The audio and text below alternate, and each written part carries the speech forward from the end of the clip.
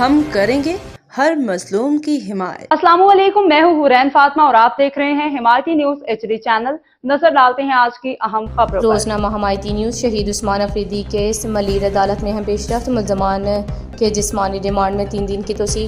Report हाकम अली दिल, अब्दुल जलील Marwat AJK साहब उस्मान शहीद के केस के हवाले से गुफ्तगू कर रही हैं। मलीर शहीद उस्मान अफरीदी कत्ल केस में कानूनी कार्रवाई का सिलसिला तेज़ हो गया।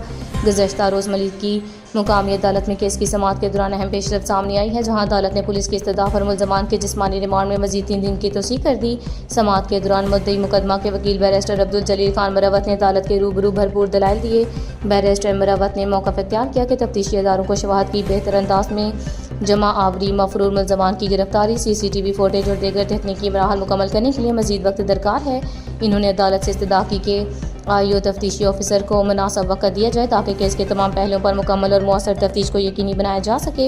दहशतगर्दी की दिफात शामिल करने का मुतालबा। बैरिस्टर अब्दुल जलील खान मरवत ने केस की संगीनी को मद्देनजर रखते हुए अदालत से मुतालबा किया कि इस मुकदमे में दहशतगर्दी की दिफात शामिल की जाए। इनका कहना था कि यह एक इंतहाई संगीन नोयत का वाक़या है जिसने मुआशरे में अदम तहफ़्फ़ुज़ का एहसास पैदा किया, लिहाजा कानून के मुताबिक सख्त तरीन दिफात का इतलाक़ होना चाहिए। अदालत का फैसला। मुअज़्ज़ज़ मजिस्ट्रेट ने बैरिस्टर मरवत के दलाइल सुनने के बाद गिरफ्तार मुल्ज़मान को मज़ीद तफ्तीश के लिए 3 दिन के लिए पुलिस के हवाले कर दिया। अदालत ने तफ्तीशी ऑफिसर को हदायत की कि मुकर्रर वक़्त के अंदर तफ्तीश मुकम्मल करके रिपोर्ट पेश की जाए। रोज़नामा हिमायती न्यूज़ पर 20 केस के हवाले से अवामी मुहिम जारी है और शहरी जस्टिस फॉर उस्मान अफरीदी के हैशटैग के ज़रिए इंसाफ की फराहमी का मुतालबा कर रहे हैं। अस्सलाम वालेकुम, hope you all well. Barrister Marwat और मैं मौजूद हूँ यहाँ मलीर कोर्ट में।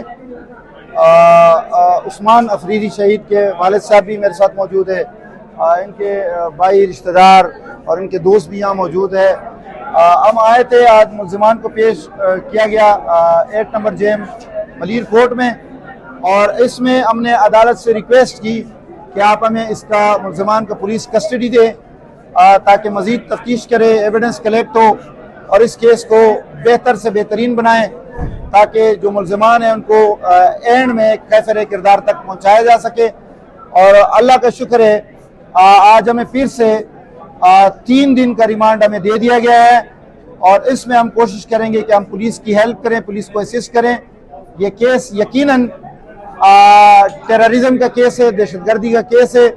हम आज इंशाल्लाह कंसल्टेशन के बाद, मसालहत के बाद, मशवरे के बाद इंशाल्लाह SSP मलीर से और जो दीगर जिम्मेदारान अफसरान हैं उनसे मुलाकात करेंगे कि इस केस में 780A का इजाफा ज़रूर किया जाए, क्योंकि ये दहशतगर्दी का केस है।